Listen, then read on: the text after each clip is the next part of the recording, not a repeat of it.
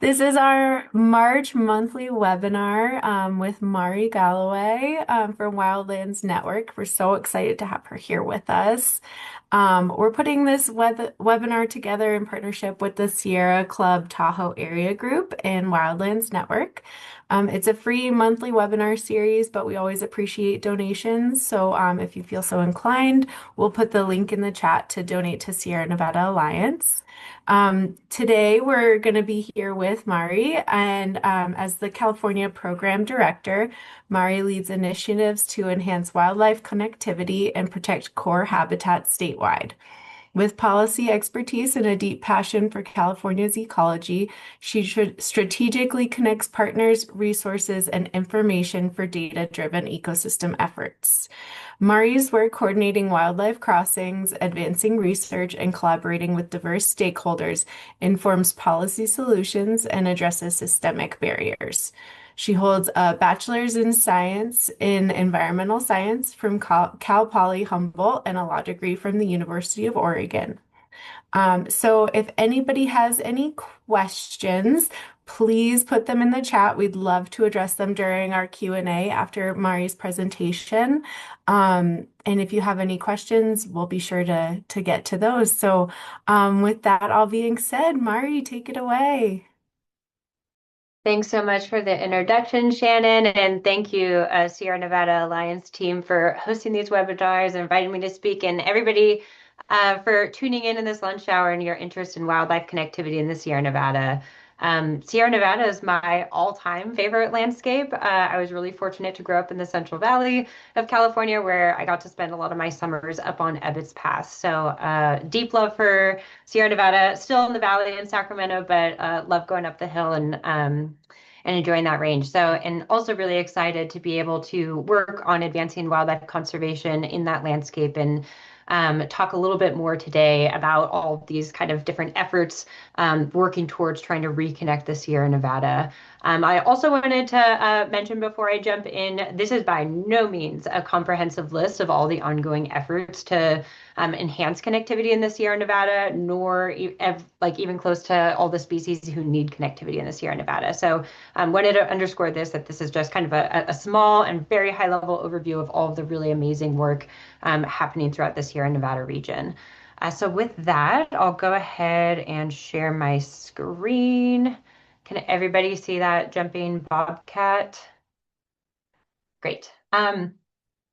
Also wanted to note before jumping in that this title slide, as well as almost all of the wildlife footage you'll see throughout the course of this presentation, is recorded by our partners at Pathways for Wildlife, who we've contracted and partnered with on a number of different wildlife connectivity and camera studies in the Sierra Nevada. So we'll dive into a little bit more detail on what those are about as well. So a little bit about what I'll be talking to you all today before moving to questions is a little bit about who Wildlands Network is and the work we do on the landscape, a little bit of an overview about wildlife connectivity and why it's important, and specifically why it's important in the Sierra Nevada, and the efforts undergoing currently to help, try to reconnect these landscapes in the Sierra Nevada. So Wildlands Network is a 501c3 nonprofit. We're based in Salt Lake City and work across North America and have offices across the continent. We work across 3 different programs, geographically based, which we refer to as wildways, which are essentially akin to our migratory bird flyways, but for terrestrial species. And the Pacific Wildway, which is the westernmost program, goes from southern British Columbia and down in the Pacific states to Baja California Sur. So as you can see from the map there, California sits at its heart. And so zooming in a little bit more, our vision for the Wildway is essentially to establish a circulatory system for biodiversity across, these large continental landscapes, and that allow wildlife to be able to move throughout, large distances in order to access the resources they need to survive. And our Pacific Wildway program and our California program specifically is special as it is precarious in that it has a lot of different pressures. We have over 40 million people in California, a dense highway network, huge development pressures, but we also are one of the most biodiverse places on the planet with so many species that live nowhere else on Earth. And so being able to balance both of these things at the same time, I think is a real challenge. But if we can figure out how to do that in California, I feel confident we can, do it anywhere. And so I also like to kind of take a step back and ask, why focus on wildlife? There's a lot of different pressures to our ecosystem, a changing climate, exacerbating wildfires. And, so why look at this issue through the lens of wildlife? And most simply is because wildlife are really, they integrate many indicators of our ecosystem health so that we know that if we have stable populations of our wildlife, it's a pretty good indication that our systems are working. On the flip side, they are also warning signals. When we see that wildlife are in decline or starting to disappear, it is a signal that there is something in our system that's under stress.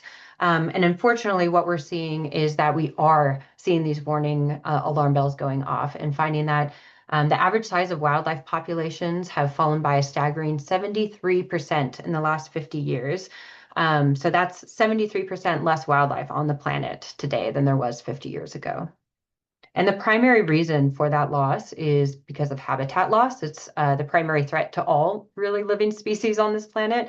But the lesser known impact of habitat loss is habitat fragmentation. And that's the process by which, we have these otherwise, large contiguous habitats that are broken into smaller, isolated patches of habitat. And that's a problem because wildlife need to move to be able to survive. They need to be able to move to access food and water, to be able to find shelter, to be able to find genetically unrelated mates, and be able to adapt to climate change. And that includes, being able to shift ranges as the climate changes, but that also includes being able to respond to extreme weather events like drought, wildfire, and flood.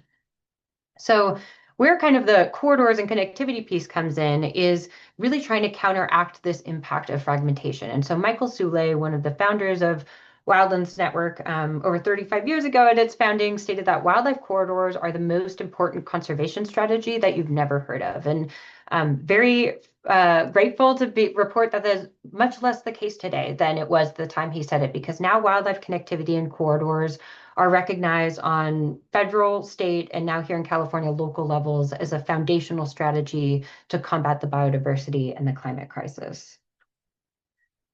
And the Sierra Nevada plays a really unique and important role in this continental scale picture of connected landscapes. And to drive home a little bit about why that is, we're going to take you back over 100,000 years ago. So looking at some of our, carnivores are gray wolf, our grizzly bear, our Sierra Nevada red fox, wolverine. The ancestors of a lot of those species actually came across around 10,000 to 100,000 years ago across the Beringa Strait when sea level had dropped that allowed them to cross over into the North American landscapes. And over time, we found that some of the more specialized species that are, adapt specifically to the high alpine environments, our wolverine and Sierra Nevada red fox, actually kind of traveled down the spine of the continent down into what we now, recognize as the Southern Rockies. Gray wolves and grizzly bear take a bit or more generalist. They're, not as specialized to those high alpine environments. So they also travel down the Cascades down into the Sierra Nevada range. But something really interesting happened around 10 to 15,000 years ago where a lot of what we now know as Nevada became iced over and glaciated, which allowed some of these high alpine species to cross over from the Southern Rockies westward to the Sierra Nevada range. But then a few thousand years later, the climate changed again, and that made the Nevada landscape very arid and dry, and what we now kind of more recognize as our Nevada landscape, which essentially isolated these species on the southern tip of this large range, so that we had all these species kind of living together until, unfortunately, somewhat recently in the last couple hundred years, where we have lost gray wolves, grizzly bear, and wolverine populations on the California landscape, with Sierra Nevada red fox barely hanging on. And we actually thought Sierra Nevada red fox was extirpated from the Sierra Nevada, but they were just actually rediscovered within the last 10 or 20 years in the remote Sierra, and finding that they persist in tiny, isolated populations and are actually considered some of the rarest carnivore species in the world in the Sierra Nevada and risk an extinction vortex without intervention. So there's key efforts underway to try to learn more about these species, long-term camera monitoring, collaring foxes to try to track movement and habitat use.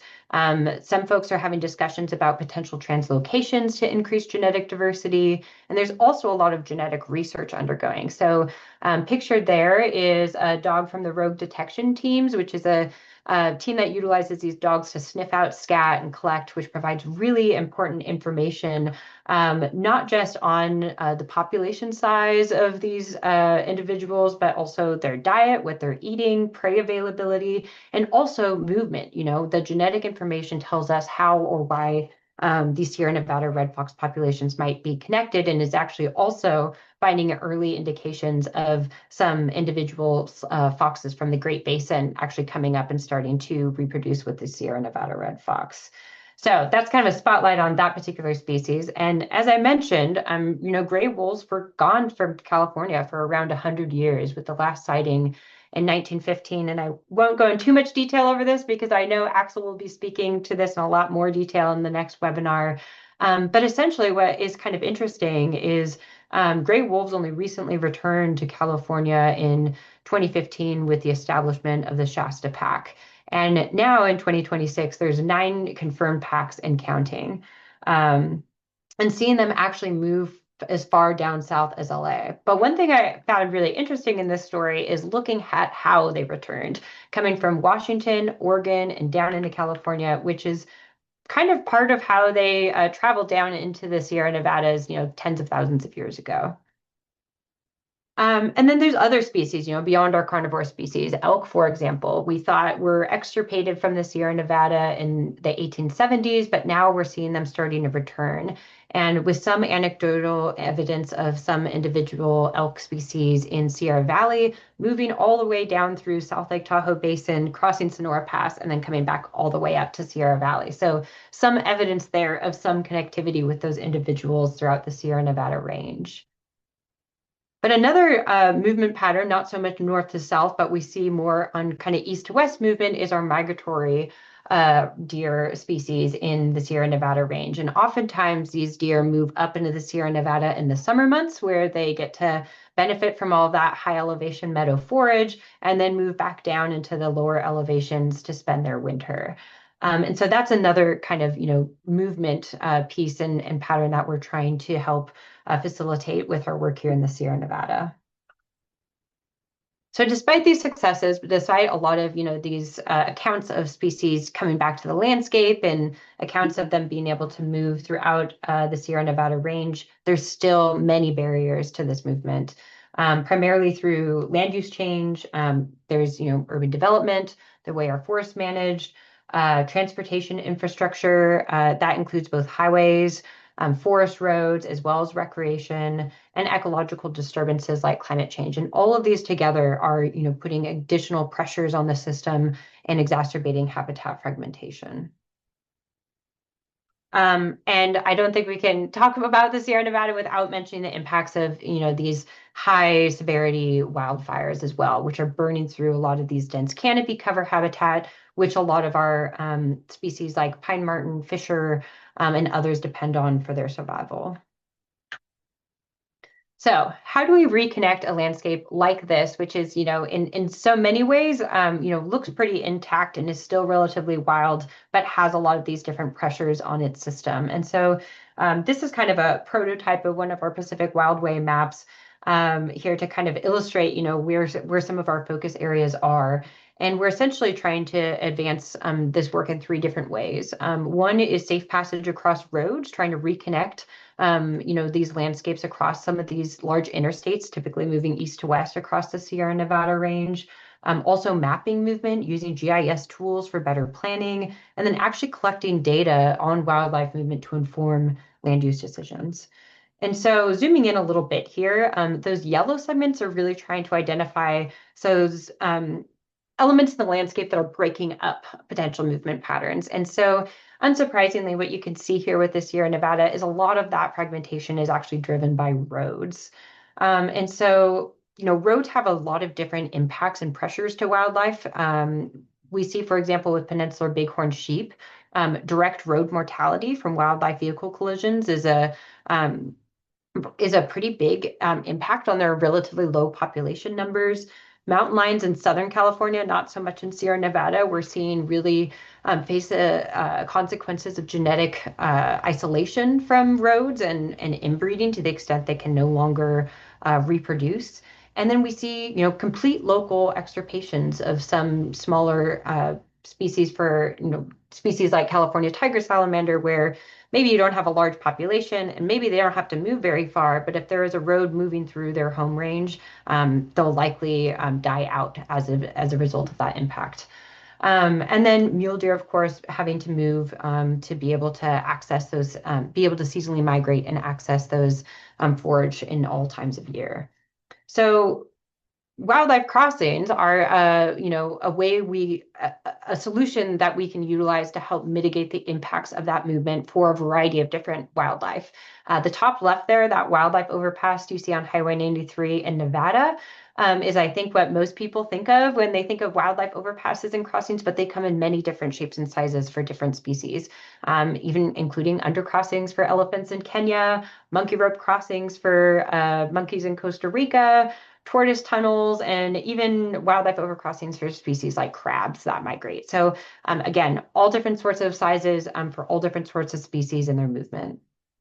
And the exciting thing is these solutions are effective. In the United States, there's 1 to 2 million wildlife vehicle collisions with large animals annually.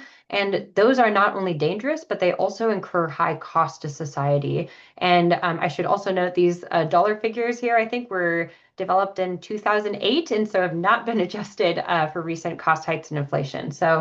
But the exciting thing is that wildlife crossings are very effective solutions and showing that they reduce wildlife vehicle collisions, typically 80 to 90%, but oftentimes even up to 97%. And especially in the case of large animals that have the potential to really cause a lot of, safety concerns and higher damage and costs, we find that when we put crossings and fencing for those species, that the cost reduced from reduced wildlife vehicle collisions can actually pay for the crossing within its lifespan. So one way we're trying to scale this in California is we were proud co-sponsors of the Safe Roads and Wildlife Protection Act, AB 2344 in 2022, which does a number of different things, including requiring Caltrans to develop an inventory of wildlife connectivity needs. They have to update their highway design manual with wildlife passage features. And it requires, it actually incorporates a mandate that Caltrans shall remediate barriers to wildlife connectivity in conjunctions with projects in connectivity areas, and that can significantly impair connectivity. So been really excited to help try to scale this work. And one place where we've been actively on the ground doing this is on Highway 395 in Lassen. And even though that's arguably maybe on the outside the ecoregional boundaries of the Sierra Nevada, this is trying to facilitate movement for those migratory herds that depend on those Sierra Nevada habitats in their summer range.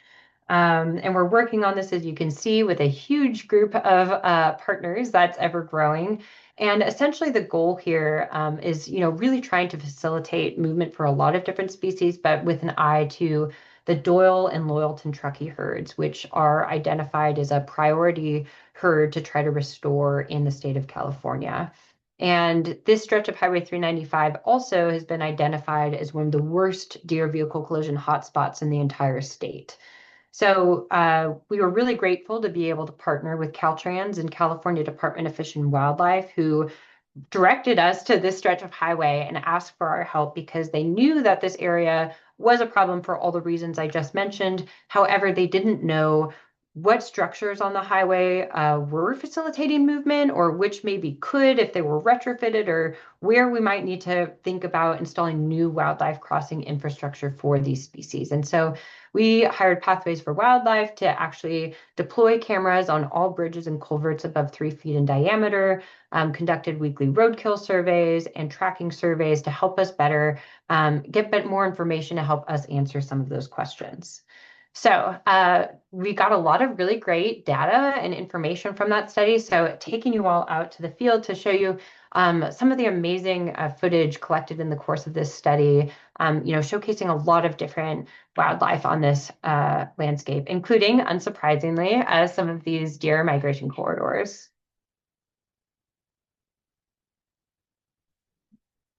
I'm not sure why they all walk in single file, but as you can see there, there's a pretty long line of trying to get through this crossing structure.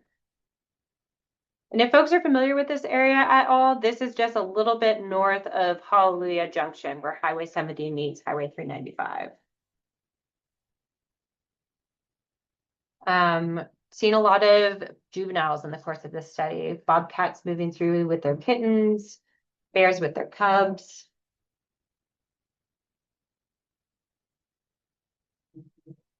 And as you can see there, the cubs are looking pretty hesitant compared to the mom that just walked right through.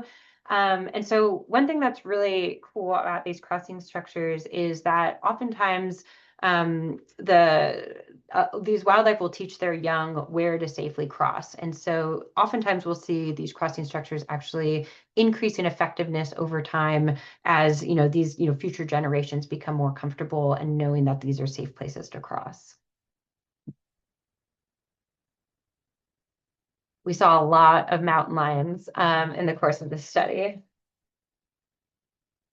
So many that actually our partners at California Department of Fish and Wildlife are trying to deploy some cameras out there because it got them really curious about why there's so many pumas out in this area.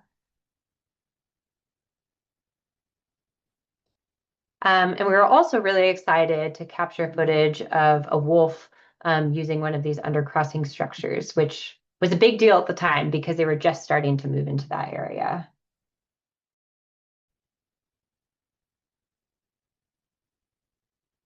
So again, footage, looking at these wildlife photos and videos are definitely the best part of this work and these projects, but it is going towards really trying to help us inform and advance solutions. So was really, really excited to announce that in 2023, we were able to partner with the Lassen County Transportation Commission to obtain a $5.4 million grant from the Wildlife Conservation Board to advance planning and design of a wildlife overcrossing on US 395 in Lassen County. And we're doing that in partnership with Mark Thomas Engineering and Dudek. And we received that grant in August 2023. We have completed the modeling to determine the top priority sites for this project. And now we've selected those sites and actually had an opportunity to go out a couple weeks ago and do some ground truthing of those.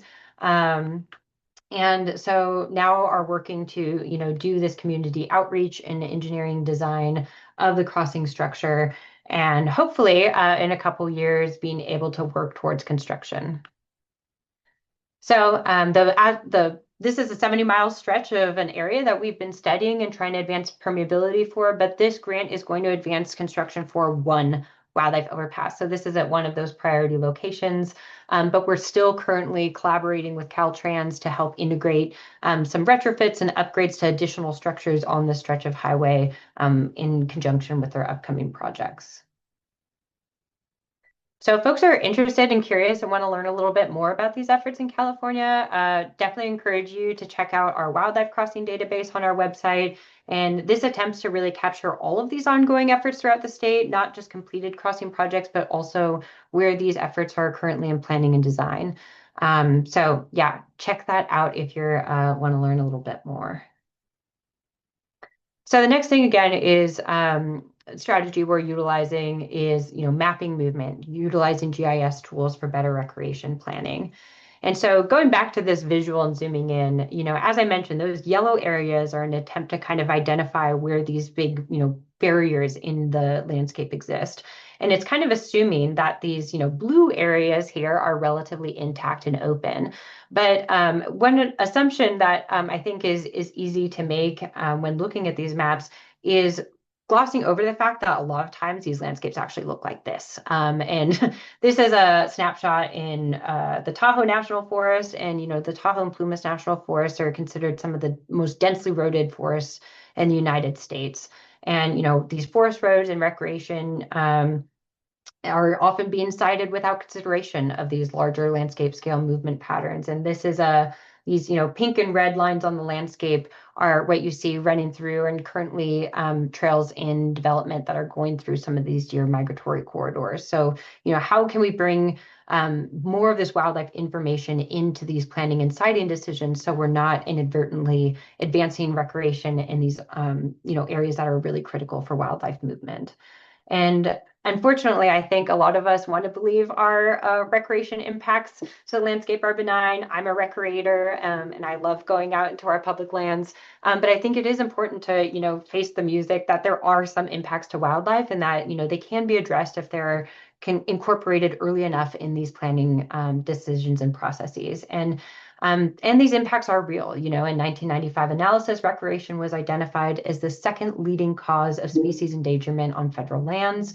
And California hosts most listed species imperiled by recreation. So again, putting a lot of these wildlife considerations at the blueprint and the insight of the planning process, I think can help avoid a lot of these in the future. So what we're trying to do to help address that gap is actually identifying where these wildlife data sets exist and overlaying them to help provide information on where these critical areas are for wildlife movement and what habitat conditions need to be met in order to keep that ecosystem functioning.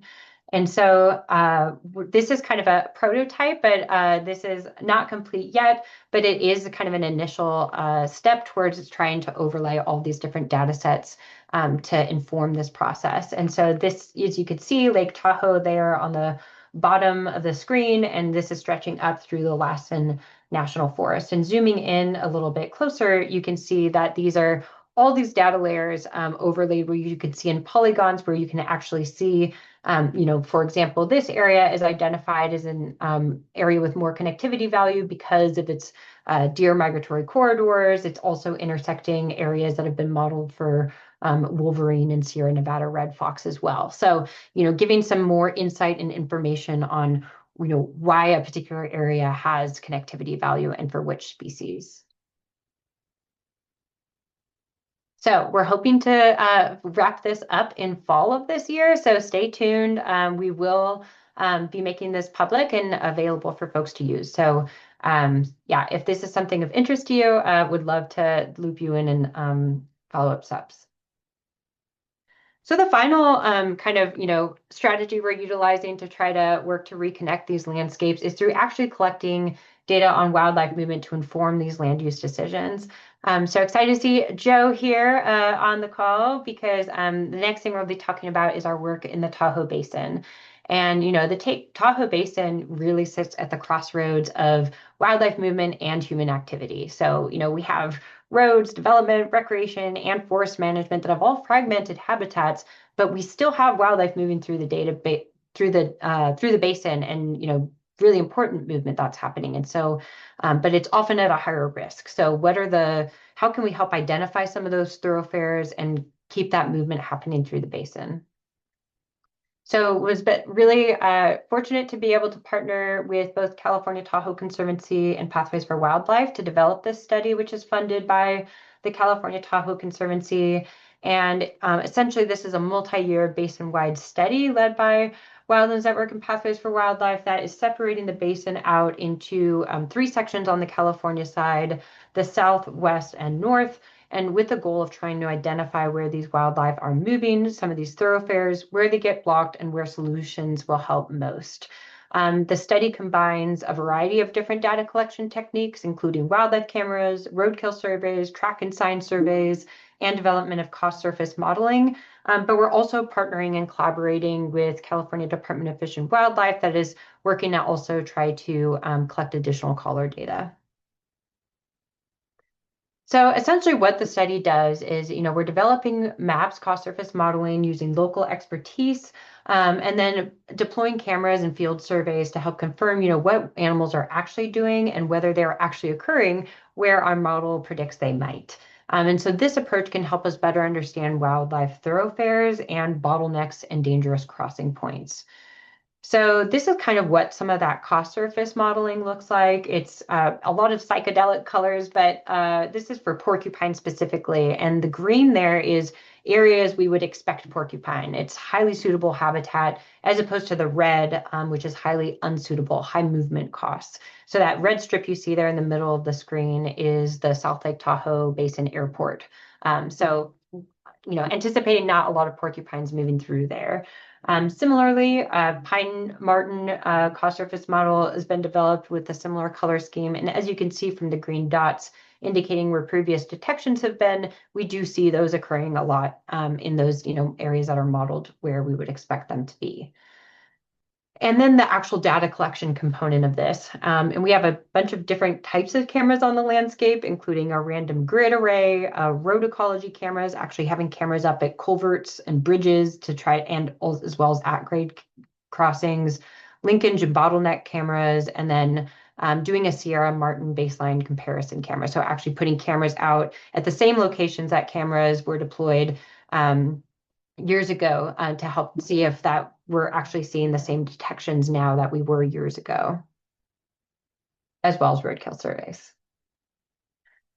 So where we're at now, we're almost, I think, around halfway through the study. South Basin monitoring is underway. Our Pathways for Wildlife team deployed cameras in the West Basin. And even though we haven't analyzed and compiled all this data yet, some of the early findings have indicated that we're seeing mule deer move through developed and managed areas, carnivores using narrow habitat connections. We've unfortunately detected very low detections of pine marten, but on the flip side, surprisingly high detections of porcupine, and unfortunately, seeing a lot of instances where existing road infrastructure is causing high conflict, especially with bears and porcupine. So this is just some of the footage that has been collected over the course of this study. A handful of mountain lions in the Tahoe Basin. You could see just hanging out on the trail. See a lot of really great moments of bears and different wildlife species hanging out.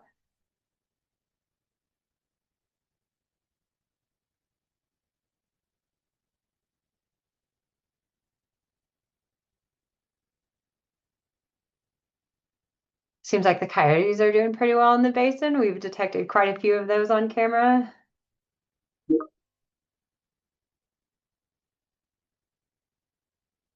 Highway 89 Luther Pass, we've detected lots of different kinds of wildlife species and also working with Caltrans to help update some of the structures on this stretch.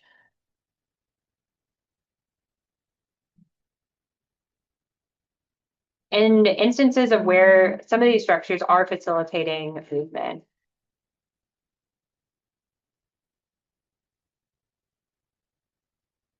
But unfortunately, in addition to a lot of these successful crossings, we're seeing a lot of animals do this.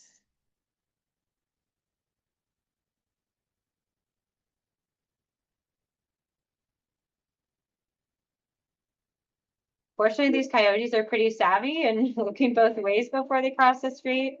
But again, unfortunately, a lot of times we see animals are not so lucky. But a lot of times these roadkill surveys and data we're collecting to try to understand where wildlife are unsuccessful in their attempts to cross is providing us really important insight and information on where certain retrovets and fencing and crossing structures may be advanced in the future to help target and provide us the best benefit, conservation benefit.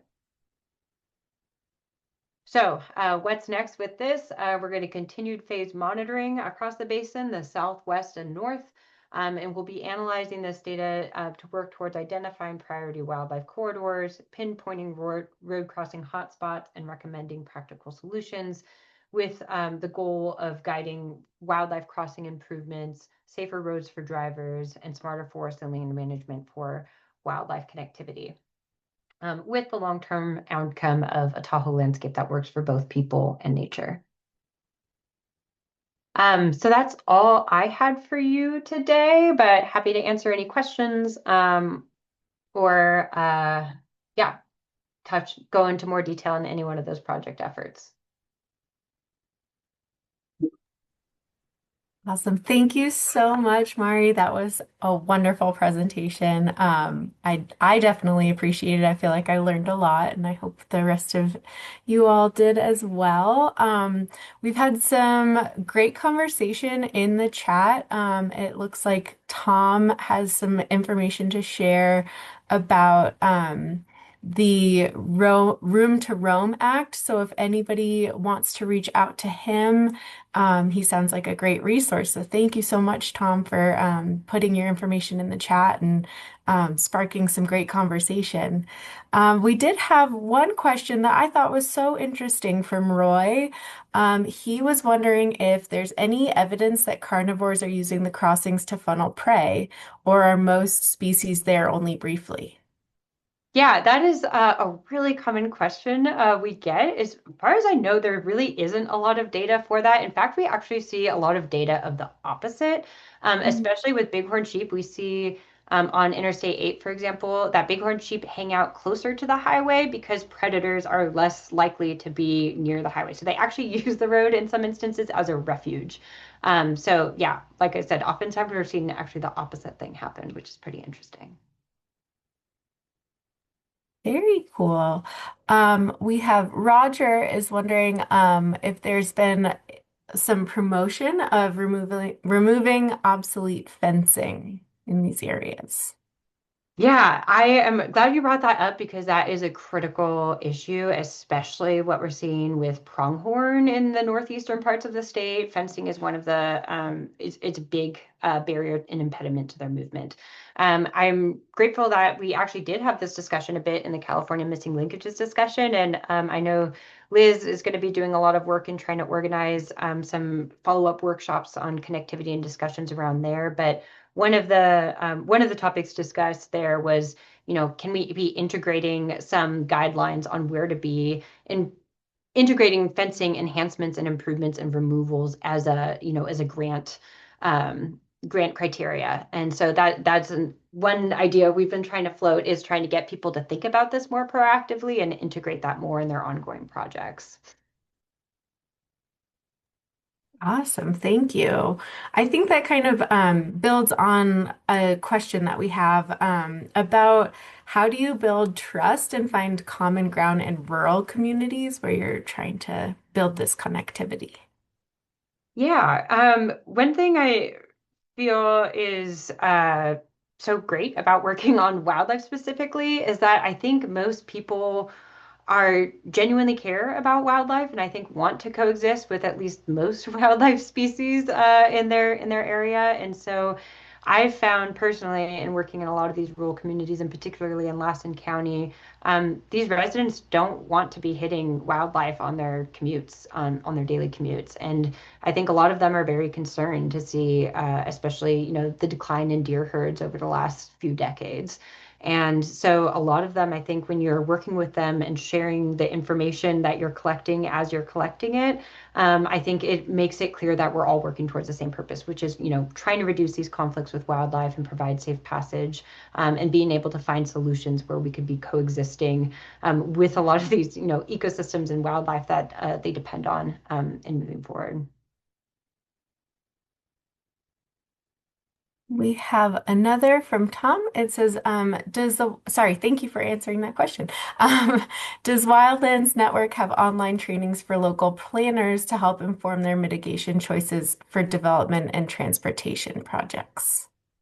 I wish. We have had some. We did host a workshop, or California Wildlife Reconnected, rather.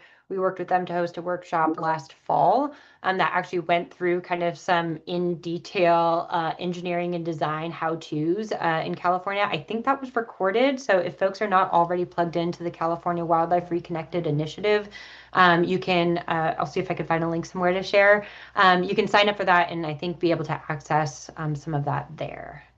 Would also encourage you to check out California Department of Fish and Wildlife's wildlife connectivity website, which includes information on their wildlife connectivity contacts for each region and includes mapping resources and I think is a hub for a lot of their information on connectivity if folks are more interested. Awesome. Thank you. Looks like Joe put a great link in the chat for those of you who are interested in ecological connectivity for people and planet. Thank you, Joe. We appreciate that. I guess if nobody else has a final question, I just wanted to know if we fast forward 10 years and everything goes well, what does a connected Sierra Nevada actually look like, and what are you working toward? Yeah, I think kind of metric of success we would see is a lot of those wildlife returning and rebounding, specifically, our Sierra Nevada red fox populations, a lot of our, herps and reptiles that we often forget about, our yellow-legged frog, being able to see some evidence via genetic data or genetic information of, some of these populations being able to effectively move throughout the range, reduction of wildlife vehicle collisions. And I think being able to have a better understanding of, again, kind of what that network of habitats, needs to be functional for wildlife to be able to move through for us to coexist in the long term. So I think that's kind of the vision that we're working towards, and hoping that we're working and trying to collaborate with all these different entities, Caltrans, California Department of Fish and Wildlife, our local partners, conservation NGOs, and making sure that everybody's benefiting from this information and rowing in the same direction so that the sum of our conservation efforts here are greater than its parts. That's wonderful. Thank you so much. Any last questions from the group? I would Yes. also maybe just add for folks that are interested in this work and want to get more involved. I didn't have a chance to read through all of the Room to Roma Act discussion in the chat in more detail, but I'm really excited to see that folks are thinking about that because that is another bill we co-sponsored a couple years ago and have been really excited to see a lot of communities get excited about that and take that on. And so if you're somebody who's living in community in California and wants to see connectivity integrated more in your local land use planning, would really encourage you to get involved. I think that's going to be really important moving forward. In addition, joining that California Wildlife Reconnected community, we're also working on supporting a bill, SB 1250 this year. It's in session right now, being co-sponsored by the Nature Conservancy, and that's also trying to take the next step of integrating wildlife crossings upstream in Caltrans transportation planning process. So those are just a number of ways folks can get involved. But yeah, again, really excited to see interest around the Room to Rome Act. Joe. Hi, Mari, great presentation. Thank you so much. When you were talking about your effort on 395, you mentioned you got a planning grant, I think, for about a little over $5 million. Do you have any idea how much implementation is going to cost to actually build the structure?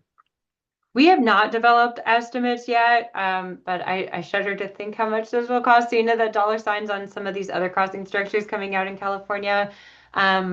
It's hard to say. I think it will depend on what priority site actually moves forward is going to largely dictate the cost because for folks that are not as familiar with the road ecology world, a lot of times you want to be installing these wildlife overpasses in areas where the road is already cutting through a hillside. So where a road has really done through a hillside actually makes it easier to put it back together through engineering a wildlife overpass. But there are a couple priority sites on 395 that, though we identified as a really important area biologically, doesn't have the best topography, which would make it a lot more expensive to build.